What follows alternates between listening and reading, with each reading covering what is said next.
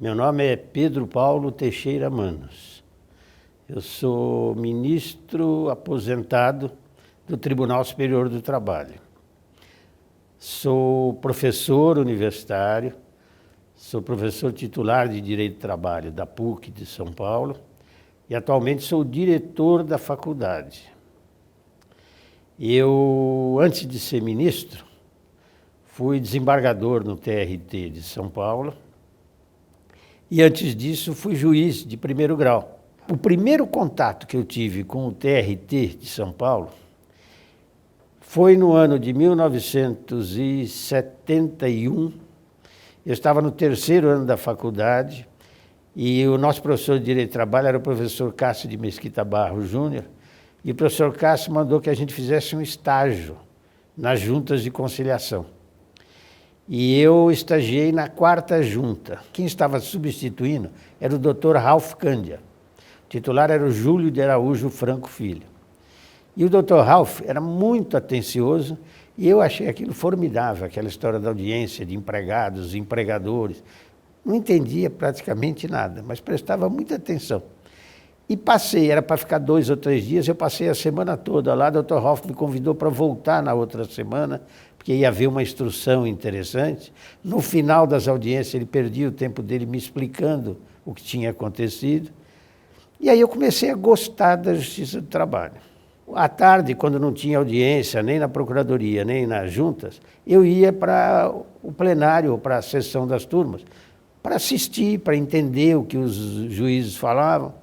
E como eu nunca fui muito inibido, eu esperava o intervalo do café, o término da sessão, e ia perguntar para o relator por que ele tinha votado assim, por que ele tinha votado assado. E a maioria deles se interessava muito pela minha curiosidade. E assim eu fui aprendendo um pouco de processo do trabalho. Paralelamente a isso, quando eu me formei em 73, eu comecei a lecionar. Eu ajudava o professor Cássio lá na faculdade. E essa vivência de tribunal me auxiliou muito. E eu fui trabalhar no tribunal, no gabinete do Dr. Homero.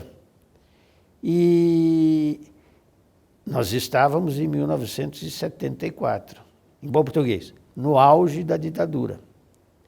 Então havia coisas interessantíssimas. Imagine você que cada vez que havia uma greve de importância política, o Ministério da Justiça queria saber, com a maior urgência possível, o resultado da greve, do julgamento, para ver que medidas tomar.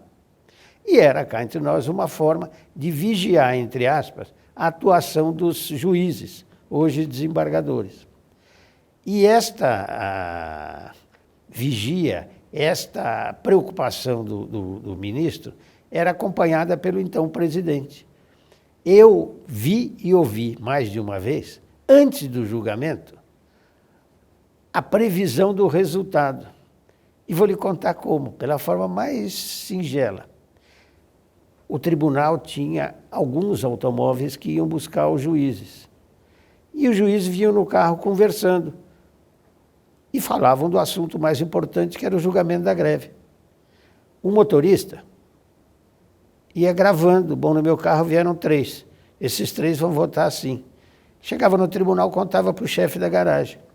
Mais de uma vez eu vi o chefe da garagem subir no 6º andar e dizer para o presidente: olha, presidente, dos 16, virão só 14 e 8 vão votar assim, os outros 6 assado. Sabia-se do resultado, por causa da garagem do tribunal, antes do julgamento. Então, era um momento muito delicado de severa vigilância da atuação. Se isso acontecia no nosso tribunal, certamente acontecia nos outros. Né? Lembre-se que a ditadura já havia caçado o Dr. Alfredo Coutinho, o Dr. Fernando Coutinho, o Dr. Bandeira Lins, todos juízes do trabalho. Além de episódios ao longo desse período, de impedimento de que determinados candidatos ao concurso para juiz tomassem posse.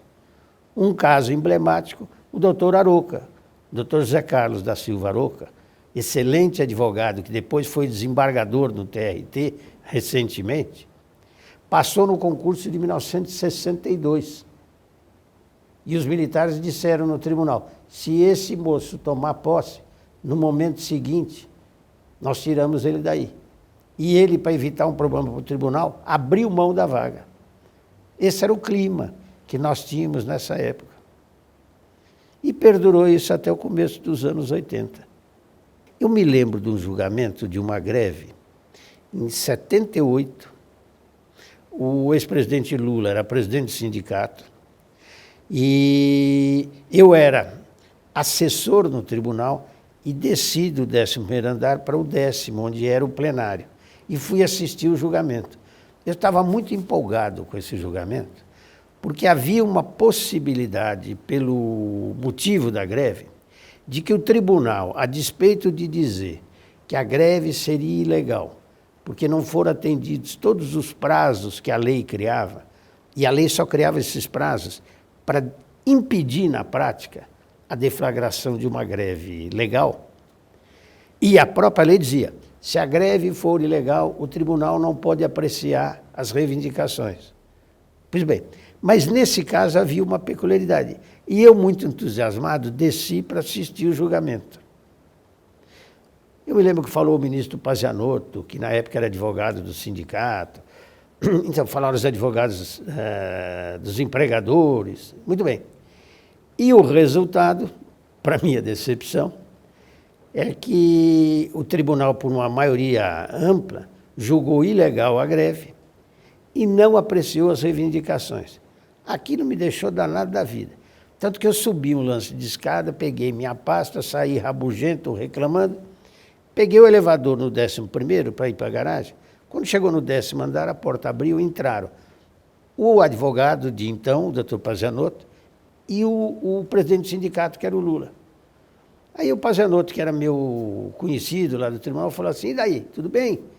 Falei, que tudo bem, o quê? Como é que o tribunal perde uma oportunidade de apreciar a reivindicação da greve? E fiz um discurso e os dois ficaram olhando para mim.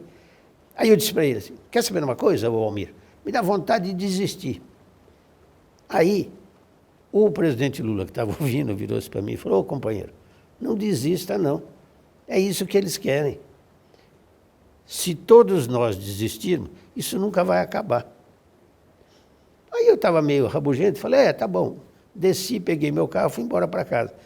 No caminho, eu no carro, assim, fresquinho, imaginando que aquele cidadão que tinha dito isso para mim, tinha que ir para São Bernardo, no estádio de Vila Euclides, onde estava a Assembleia Permanente, e explicar que o tribunal tinha julgado a greve ilegal, que era para todo mundo voltar para o trabalho, sob pena de multa.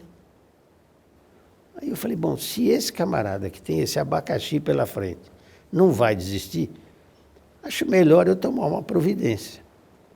E aí eu comecei a dar ouvidos a uma conversa de um colega meu de tribunal, o Odonel Urbano Gonçalves, depois meu colega de concurso, que vinha me convencendo a fazer concurso para juiz. E eu acabei concordando com ele, fiz a minha inscrição, pronto, estou aqui. Mas foi muito interessante, eu me lembro desse episódio com muita clareza e muita alegria. Se o TST diz, olha, tal questão se resolve assim, aquela questão jurídica na Justiça do Trabalho está resolvida. Qual é a saída que você tem? E é o Supremo discutir. Quando o TRT, em matéria que não comporta revista, uniformizar o seu entendimento, as reclamações trabalhistas tenderão a diminuir. E como é que fico eu com a minha tese, que é contrária à jurisprudência? Eu escrevo um artigo para a revista do TRT. Vou na Ematra, faço uma palestra e digo que não concordo data vênia. E vou estimulando o debate até que os desembargadores resolvam rever a súmula, ou os ministros. Enquanto isso não acontecer, a regra é aquela. O interesse social é muito mais importante do que o tribunal ouvir as minhas lamentações. Né? Pode ser mais chique ser ministro do que desembargador. E mais chique ser desembargador do que ser juiz. Mas o juiz da vara é que é o verdadeiro juiz. O juiz da vara é aquele que recebe uma folha com uma pretensão. E daqui a alguns meses, ele dá uma sentença num processo que ele formou. Ele lê os documentos, ele ouve as partes, ouve as testemunhas, ele faz o processo, ele conhece o conflito e resolve. No mais das vezes, resolve conflitos sem decisão anterior alguma para ele se basear. Porque aquela matéria é nova, o TRT não disse nada, o TST não disse nada, a doutrina não escreveu a respeito. Então, ele é o desbravador daquela tese. Não é? E isto você vê nitidamente no TST com os grandes temas que começam as discussões na segunda região. Claro que tem 15ª, primeira, terceira, né?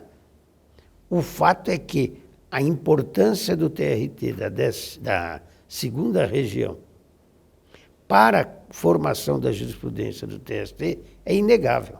Uma característica que a gente tem que ter para dar certo como juiz é cada vez ter menos certeza. Quanto menos certeza eu tenho, mais eu procuro entender, estudar e aprender. A pessoa tem que ter uma preocupação constante com as coisas, com as notícias do mundo. Cada sentença que eu profiro é para ser cumprida nesse mundo. Eu tenho que entender o que está acontecendo nesse mundo. Então, o juiz não pode ser alguém alheio ao que está acontecendo. Tudo isso vem da experiência que a pessoa tem de observar criticamente a realidade.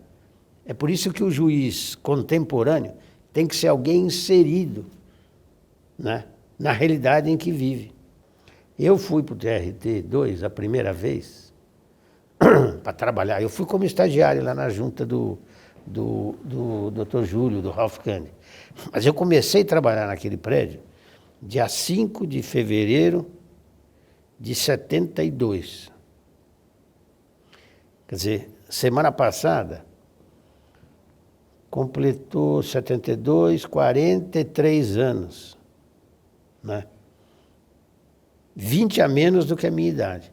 Então eu passei 2/3 da minha vida vinculado ao TRT2. Eu fui para o TST, fiquei lá pouco mais de 5 anos, mas eu sempre achei que o meu tribunal é o daqui. E não me desliguei daqui. E como todo bom aposentado, o que eu fiz? Vim de Brasília, transferi a conta do Banco do Brasil, onde que eu botei? Lá no TRT. Para ter uma desculpa de que eu vou ao banco, mas na verdade eu vou lá ver se está tudo em ordem, se não estragaram nada no meu tribunal.